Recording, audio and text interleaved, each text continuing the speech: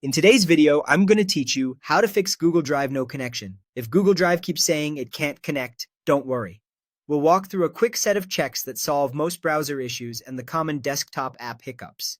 Follow along in order and test Drive after each action so you'll know what fixed it.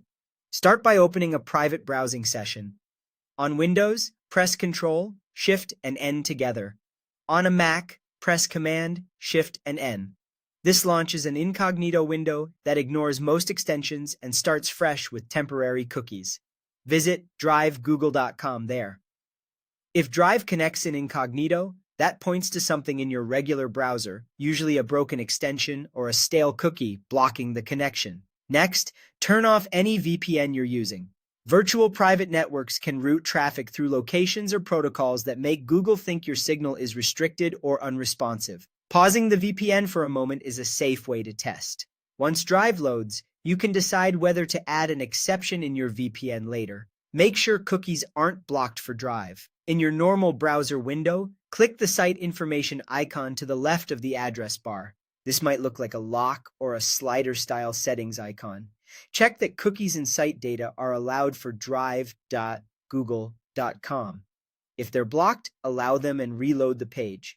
If you use Google Drive for desktop, the Sync app on Windows or Mac OS, open the app from your system tray or menu bar.